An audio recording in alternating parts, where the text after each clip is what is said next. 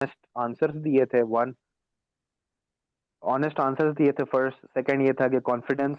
तीसरा ये कि अपना जो प्रीवियस आईएसएसबी के और जो सीएसएस पीएमएस के जो साइकोलॉजिस्ट के जो इंटरव्यूज थे उसका एक अपना जहन में एक्सपीरियंस रखा था। और चौथा ये था कि क्या इम्प्रोवाइज किया था मैंने बहुत कुछ। फॉर इंस्टेंस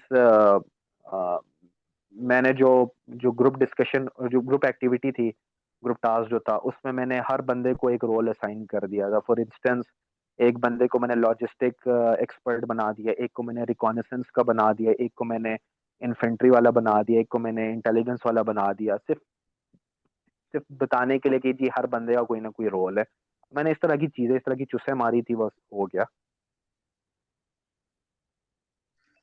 तो ये जो ग्रुप एक्टिविटी होती है सर, इसमें किस तरह की एक्टिविटीज करवाते हैं आपसे? कोई डाटा वगैरह याद रखने के लिए भी कहते हैं? क्योंकि आईएसएसबी में आपको डाटा वगैरह काफी प्रोवाइड कर देते हैं, आप पे थ्रो करते हैं डाटा और कहते हैं जी उस डाटा को यूज करो।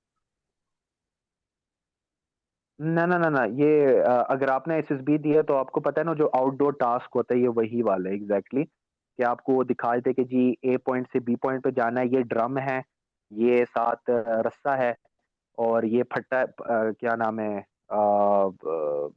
इसको लेके जो है ना आपने अपनी टीम को लेके उस पार जाना है। तो ये वाला वो तो होता है। इन सारी चीजों में तो सर बंदे को इंटेलिजेंस की, इन्फेंट्री की, लॉजिस्टिक्स की, इनकी जरूरत खास नहीं पड़ती जिस तरह के आउटडोर टास्क होते हैं।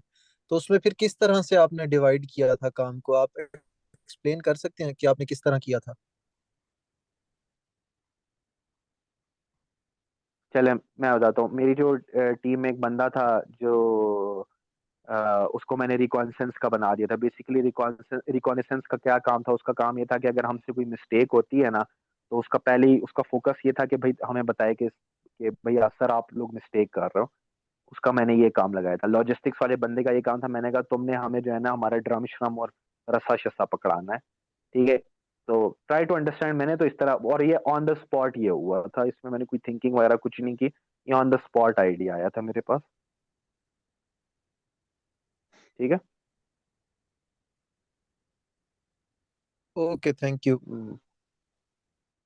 अगर किसी और के क्वेश्चंस हैं तो आप क्वेश्चंस कर सकते हैं। अभी भी। हेलो। सर ये जो जी साइको, अच्छा मैंने ले, हेलो अस्सलाम वालेकुम। जी जी।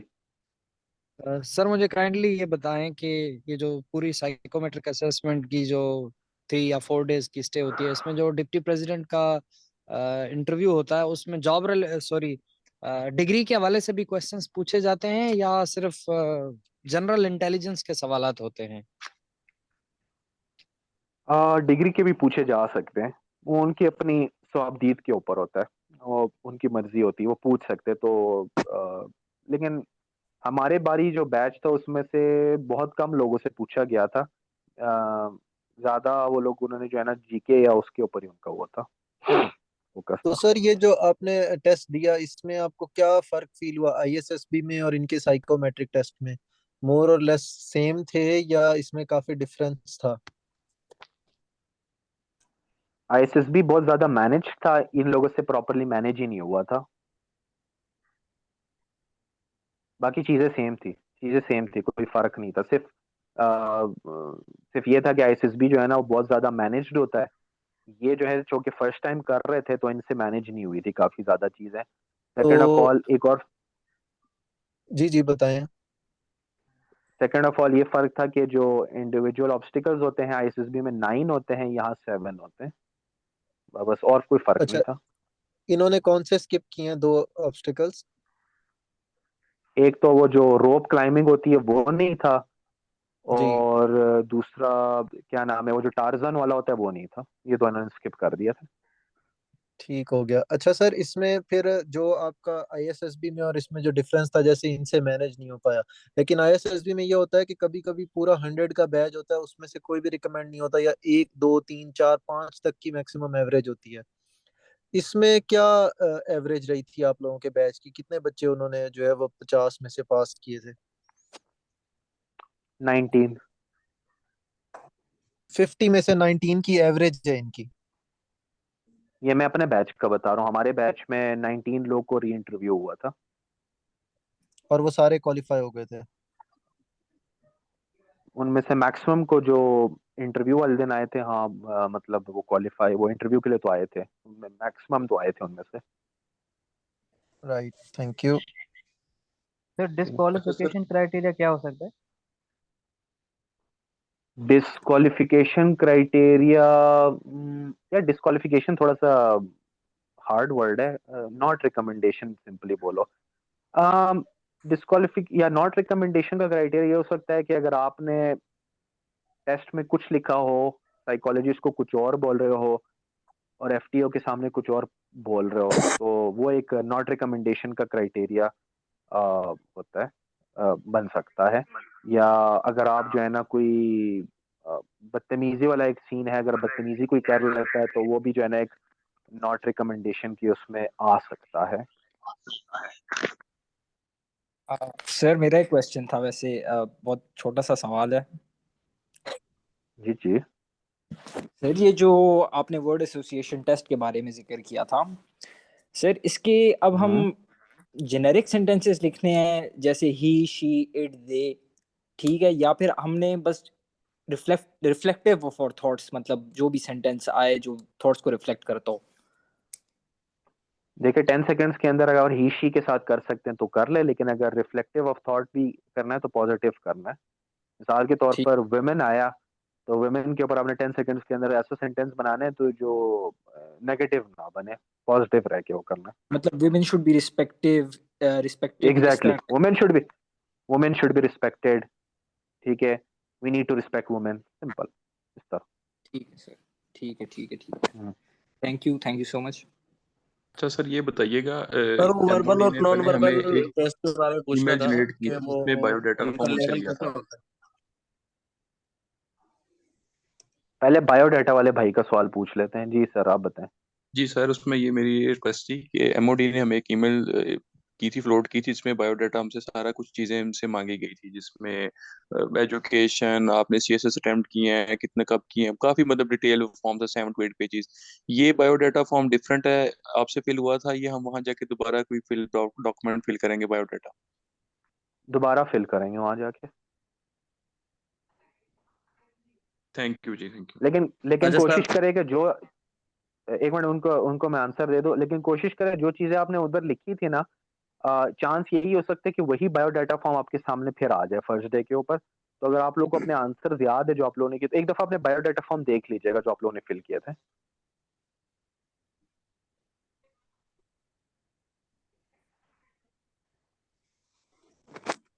एक मिनट यार, ये शरियार बार बार एक सवाल पूछ रहा है, sir what is the approximate timeline between psychometric and final interview, also when does the training start. अच्छा देखिए, जो साइकोमेट्रिक खत्म होंगे ना, वो तकरीबन 1.5 महीना से 2 महीने लगते हैं टोटल। उसके बाद जैसे ही आखिरी साइकोमेट्रिक होगा, उसके 10 दिन बाद जाके जो है ना आप लोग को कॉल और ईमेल्स आ जाएंगी for the final interview. Final interview आप लोग की ईमेल्स आने के तकरीबन 15 दिन बाद या 10 दिन बाद स्टार्ट हो जाएंगे। ठीक है, और जब इंटरव्यूज में तकरीबन मैक्सिमम 15 डेज ये लोग लेते हैं, 20 डेज के अंदर इंटरव्यूज का प्रोसेस वाइंड अप हो जाता है।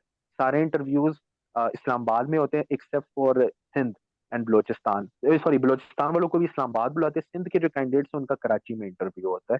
ठीक है, बाकी जितने भी प्रोविंसेस के लोग हैं उन्होंने इस्लामाबाद आना होता है।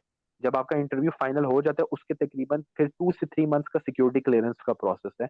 और सिक्योरिटी क्लियरेंस के जब 3 मंथ्स जब हो जाते हैं, उसके बाद जाके जो लोग रिकमेंडेड होते हैं उनकी नजर में उनको कॉल आती है फाइनल मेडिकल, जो कि आपका सीएमएच में होता है।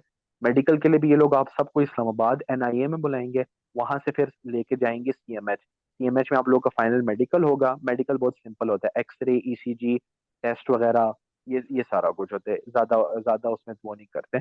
और मेडिकल वगैरह क्लियर हो गया तो बस आपको फिर फाइनल ज्वाइनिंग होगी और वही जो एग्रीमेंट साइनिंग होगा, ये सब कुछ होगा। ठीक है शहरियार साहब। सर सोशली कितनी अच्छा, रिस्ट्रिक्टेड होती है, मतलब आप अगर फैमिली फंक्शन वगैरह में जा सकते हैं या नहीं? हाँ हाँ जा सकते हैं, फैमिली फंक्शंस में तो जा सकते हैं, लेकिन आप लेकिन ये चीज बात याद रखें, everyone is watching everyone and nobody is watching no one. बस ये याद रखिए, आप लोग की पे नजर होती है 24 घंटा। सर मतलब जैसे लीव क्योंकि सैंक्शन हो जाए या ऐसा कुछ कि लीव दे सकते हैं वो लोग, या वो लीव होती नहीं है? नहीं नहीं नहीं, इतने भी यार जालिम के बच्चे नहीं है, लीव्स देते हैं, लीव्स लाजमी देते हैं, लेकिन कोशिश उनकी यही होती है कि यार आपको अपने स्टेशन के ऊपर ही इतनी फैसिलिटीज वगैरह दे देना कि आप लोग सर एक लीव्स लेना क्वेश्चन ही वो है, करो। जैसे आईएसएसबी में जीटीओ के अंडर काफी आउटडोर टास्क रहते हैं, कमांड टास्क है, इंडिविजुअल ऑब्स्टेकल्स हैं, फुल ग्रुप टास्क है, हाफ ग्रुप टास्क है। तो यहाँ पे जो एफटीओ होता है, फील्ड टेस्ट ऑफिसर होता है, तो वो भी यही टेस्ट देख रहा होता है या करवा। कंटेंट सेम ही होता है, एफटीओ भी यही चीजें करवा रहा होता है, ग्रुप को जो ग्रुप डिस्कशन होता है, लेक्चरेट होता है, ग्रुप टास्क होता है, इंडिविजुअल ऑब्स्टिकल होते हैं, वही चीज है एफटीओ। जहाँ जिस तरह आईएसएसबी में होता है वो यहाँ पर भी वही होता है। सिर्फ फर्क ये होता है कि यहाँ पर वो हाफ ग्रुप वाला और ये वाला टास्क नहीं होते, यहाँ पर वो फुल ग्रुप टास्क होते हैं और इंडिविजुअल ऑब्स्टिकल्स होते सर हैं। आप आईएसएसबी से रिकमेंड हुए थे? नहीं, मैं अल्हम्दुलिल्लाह दोनों दफा नॉट रिकम हूँ। और इनसे रिकमेंड हो गए थे आप? जी, इनसे मैं रिकमेंड हो गया था, इनसे भी रिकमेंड हुआ सर था, आपने पीएमएस में भी ऐसा क्या रिकमेंड हुआ था। सर आपने ऐसा क्या चेंज लेके आए थे आपके, जिसकी वजह से आपको लगता है कि आईएसएसबी से नहीं हुआ और यहाँ पे हो गए? यार मैं सच्ची बताऊं, मेरा जो फर्स्ट अटेम्प्ट थी ना आईएसएसबी की, मेरा मलीर में था, तो मेरा जेट लैग हुआ था, मैंने डेवो का 24 घंटे वाला बस का सफर किया था, तो मैं थका हुआ था चारों दिन, तो मैं परफॉर्म ही नहीं कर पाया। जो मेरा दूसरा आईएसएसबी था वो था गुजरांवाला में, उसके लिए मैं जो है ना एक सीधी सी बात है, मैं तैयारी करके गया था, मतलब मेरे जो आंसर्स थे वो प्रिपेयर्ड थे, तो वहां पर साइकोलॉजिस्ट को पता चल गया था। यहाँ पर मैं कोई तैयारी नहीं करके गया, मैं यहाँ मैं बस मुंह उठा, मैं मतलब जॉब से मैंने छुट्टी ली और चला गया बस इसके लिए, साइकोमेट्रिक के लिए मैंने कोई तैयारी नहीं की। तो सर उसके बाद आपकी फाइनल सिलेक्शन भी हो गई? नहीं, मैं बता रहा हूँ, मुझे वेटिंग लिस्ट में डाल दिया था। तो उसके बाद कभी उन्होंने फॉलो अप नहीं किया आपको? नहीं नहीं नहीं, वो एक अलग, वो खैर एक अलग कहानी है, वो मैं शेयर नहीं कर सकता, लेकिन मैं फाइनल उस तक मुझे वेटिंग लिस्ट में डाल दिया था उन्होंने, मेरी सिक्योरिटी क्लियरेंस भी क्लियर थी, तो बस ये कि मुझे वेटिंग लिस्ट में डाल दिया था।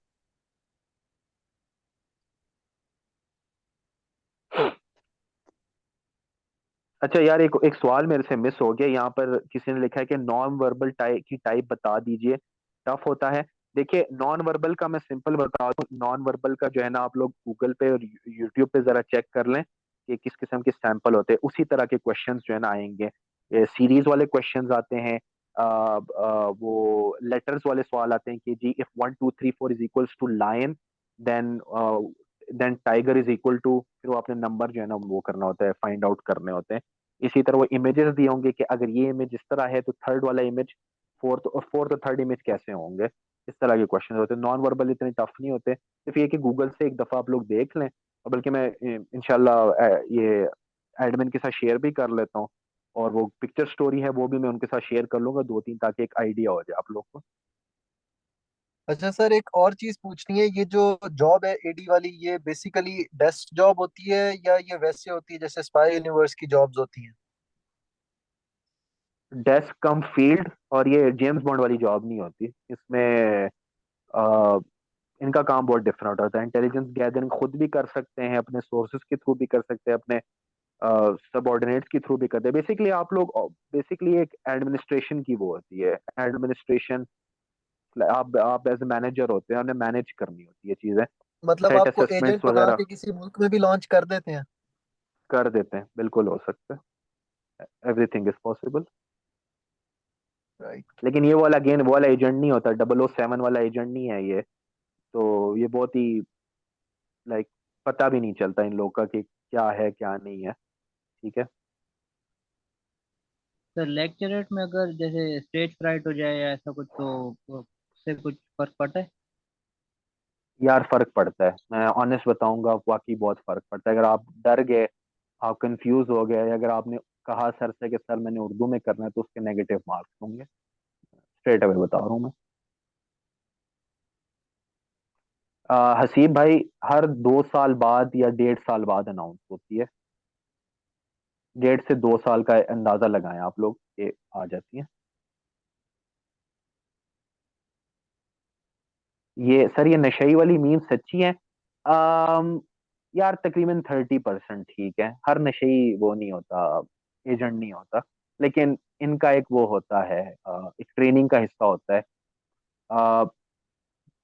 प्लस कुछ जो है ना, अच्छा मैं आप लोगों को कुछ सिनेरियोज का भी वो बता देता हूँ। कुछ बात का सिनेरियोज होते हैं कि अम, कि अगर आपको कहा जाए कि किसी का टॉर्चर करो टू इंफॉर्मेशन निकालने के लिए, तो क्या करोगे आप?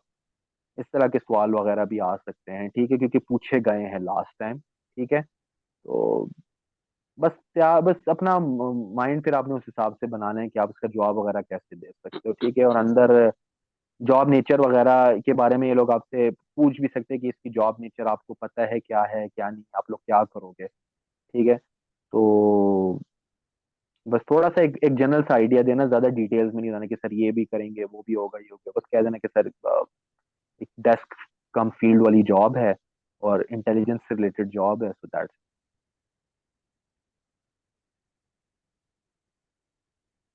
अच्छा, सर और इसमें कोई आपने बोला क्वेश्चन था है? कि पीआर इतनी नहीं होती, तो उसके लिहाज से अथॉरिटी या उसके पावर का कुछ होगा, इन्फ्लुएंशियल होती है जॉब?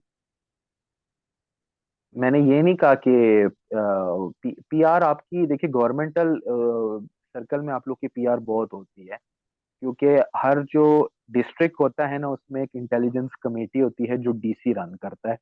तो डीसी के साथ मीटिंग्स जो होती है ना, उसमें हर जो एजेंसी के रिप्रेजेंटेटिव्स होते हैं उन्होंने जानना होता है। तो जाहिर सी बात है, आप लोग की डिस्ट्रिक्ट लेवल में भी एक जान पहचान होती है।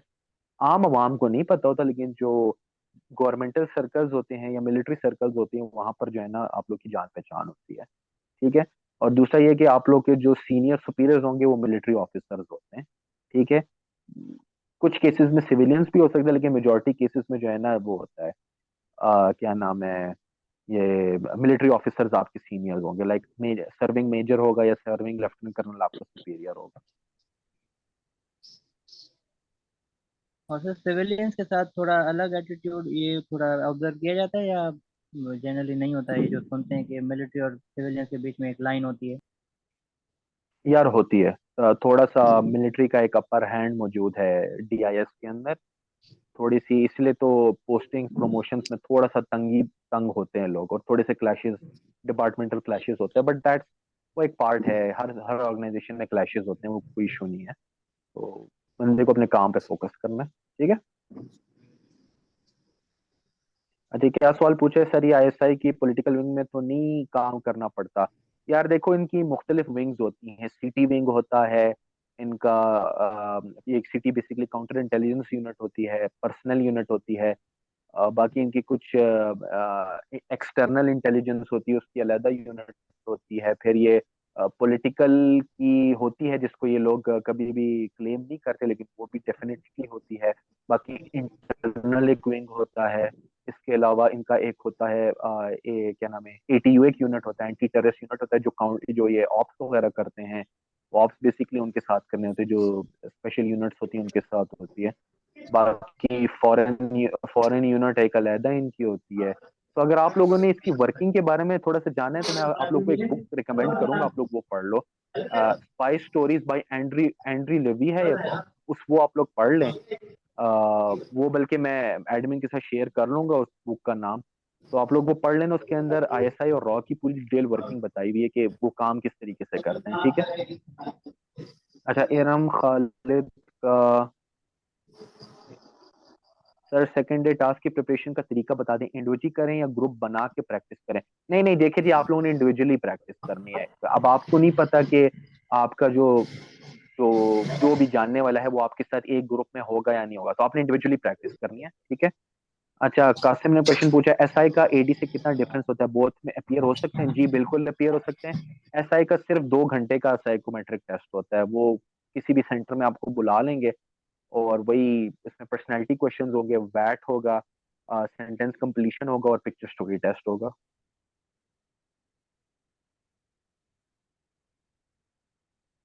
तो और अगर किसी के कोई क्वेश्चंस वगैरह हैं टेस्ट असेसमेंट के हवाले से या और कोई जनरल, तो आई एम अवेलेबल। नहीं तो फिर इसको एंड कर लेते हैं। सर अगर कोई इंट्रोवर्टेड है और मतलब उसकी बाय नेचर ही वैसे और एथलेटिक इतना नहीं है, तो वो भी चांसेस हैं कि वो पास कर सकता है साइकोमेट्रिक?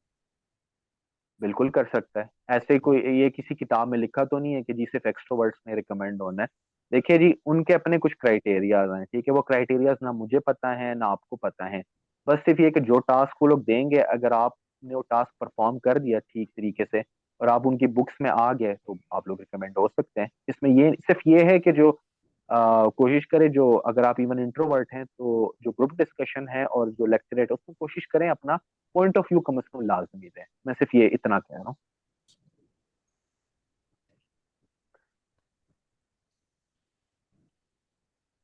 सर अच्छा sir, how personality would you? Test की आपने बात की है, तो उसमें कौन सी पर्सनालिटी टेस्ट होती है? एक तो जो क्वेश्चन, आईएसएसबी में एक पर्सनालिटी टेस्ट ली जाती है, ओपीआई, ऑक्यूपेशनल पर्सनालिटी इन्वेंटरी। और लास्ट टाइम जो एमओडी में जो साइकोमेट्रिक असेसमेंट में एक टेस्ट ली थी, जो बाद में कोलिग्स ने बताया था, वो है MMPI-2, मिनीसोटा मल्टीफेजिक पर्सनालिटी इन्वेंटरी। तो किसकी सही प्रिपरेशन कहा, करें, मिनेसोटा। ओपीआई की करें कि MMPI-2 मिनिस की करें? MMP, यार क्योंकि गुड, थैंक यू वो सो। पर्सनालिटी पैथोलॉजीज पे फोकस करती है MMPI-2। और नहीं नहीं, थैंक यू। मेरे मेरे जहन से निकल गया था कि वाकई मिनेसोटा मिनेसोटा वाला जो टेस्ट है वो MMPI, वो बेसिकली इसमें आता है, एमओडी के अंदर आता है। मेरे असल में जहन से निकल गया था। तो हाँ, MMPI का ये बेसिकली टेस्ट पार्ट होता है इसका असेसमेंट का, क्वेश्चनेयर जो होते हैं। सर MMPI क्या होता है, कैन यू प्लीज एक्सप्लेन? यार ये मैं ऐसा करता हूँ ना, मैं इसको मैं इस तरह भी वर्ड्स में एक्सप्लेन नहीं कर सकता, बड़ा अरसा हो गया ये। मैं ऐसा करता हूँ ना, एडमिन के साथ इसको शेयर कर दूंगा, ठीक है? तो वो उधर ग्रुप में सारा कुछ लगा देगा, ठीक है? MMPI का पैटर्न क्या होता है, ठीक है? ये बेसिकली किसी बंदे की जो पर्सनैलिटी है, बेसिकली साइकोलॉजिस्ट इसको यूज करते हैं ना, किसी बंदे की पर्सनैलिटी को एसेस करने के लिए, ठीक है? तो इसका एक पैटर्न क्या होता है वो आप लोग खुद भी देख सकते हैं, लेकिन मैं चलिए उसको एडमिन को रिक्वेस्ट कर दूंगा, वो उधर पोस्ट कर देगा ग्रुप में, ठीक है? अच्छा सर, एक और बात पूछनी थी आपसे। जी जी।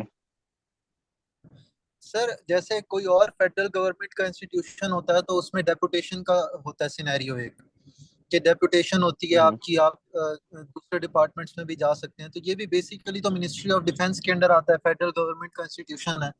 तो आपकी इसमें भी डेपुटेशन का होता है चक्कर कि आप कुछ में होता है कि 18th ग्रेड में कर सकते हैं, कुछ में 17 में भी कर सकते हैं। तो इसमें डेपुटेशन होती है? हाँ जी, हो सकती है। डेपुटेशन के जो रूल्स है वो इधर भी अप्लाई होते हैं।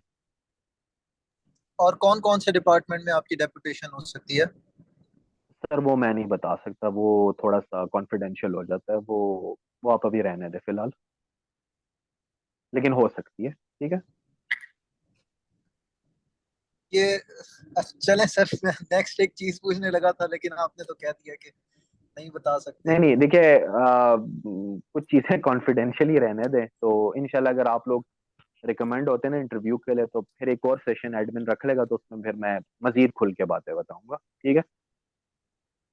सर एक और चीज थी, और कि इसमें कहते हैं कि जी जी। असिस्टेंट डायरेक्टर, जी सर, असिस्टेंट डायरेक्टर कहते हैं इज इक्विवेलेंट टू मेजर, क्योंकि बेसिकली आर्मी से भी जो आते हैं तो ऑफिसर सिर्फ मेजर्स ही आते हैं। तो ये भी है कि आपको एज अ मेजर जो है वो सर्व करना होता है?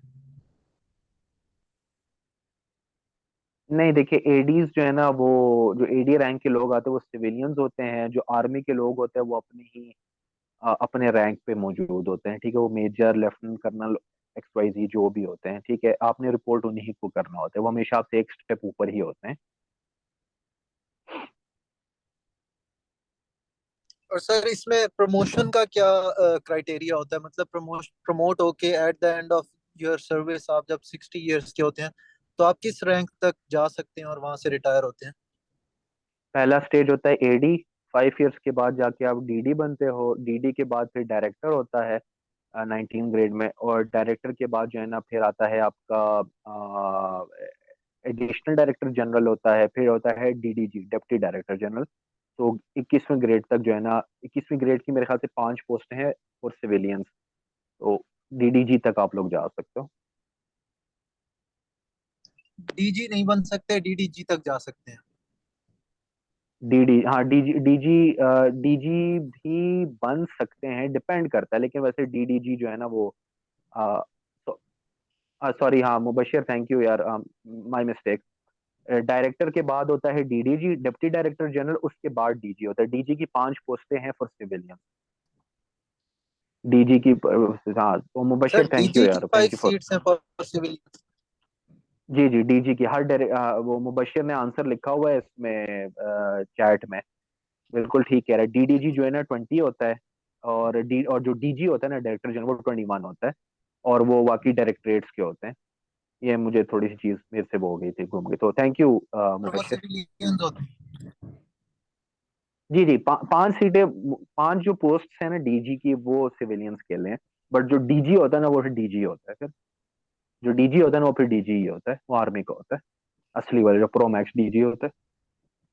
तो साइकोमेट्रिक के लिए कोई सर बुक्स आप रेकमेंड करेंगे जनरली पूरे प्रोसेस को समझने नो के लिए, बुक्स या यार, बुक्स नहीं, मैं सिर्फ ये कहूंगा यूट्यूब पे आप जाके सिंपल सर्च करो, ठीक है, क्योंकि आप बुक्स के चक्करों में पढ़ गए ना आप बहुत ज्यादा कंफ्यूज हो जाओगे। सिंपल यूट्यूब पे जाओ, गूगल पे जाओ, कि लिखो साइकोमेट्रिक टेस्ट सैंपल्स, वो आपको सैंपल्स वगैरह मिल जाएंगे।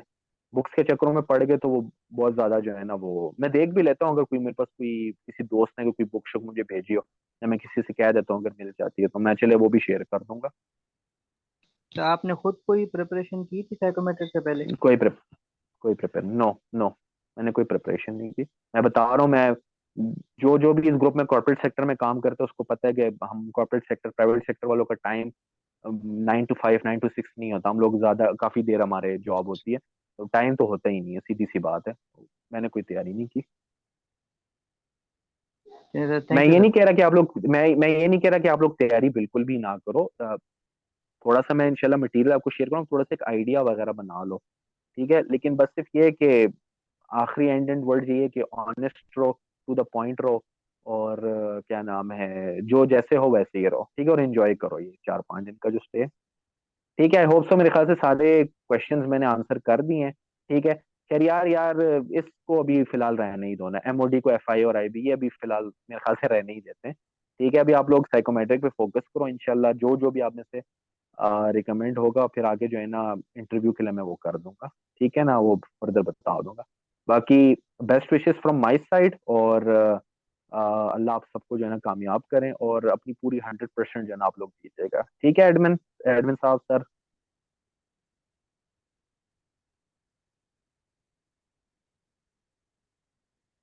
चले मेरी तरफ से अल्लाह हाफिज, और बाकी ये कि मैं जो सोर्सेज वगैरह है ना वो मैं एडमिन के साथ शेयर कर लूंगा, और बाकी खुश रहें सारे, ठीक है, ओके जी, सर अल्लाह एक हाफिज। लास्ट बात पूछनी थी। जी जी जी हुक्म, पूछें पूछें पूछें। सर आप कह रहे हैं कि आपने ज्वाइन नहीं किया, लाइक आपका जो है वो रिकमेंड होने के बाद फाइनल मेरिट में नहीं आया, यही कहना चाह रहे थे सर आप? सर मैं बता रहा हूँ ना, वो कुछ चीजें नहीं मैं मेंशन कर सकता, वो कभी बाद में मैं मेंशन कर दूंगा, अभी या फिलहाल चलें रहने सर, दे इसकी उसको, ठीक है। चलें, बहुत खुश रहें, शुक्रिया खुश सर, रहें। बहुत अच्छा लगा आपसे बात करके, thank you so much sir.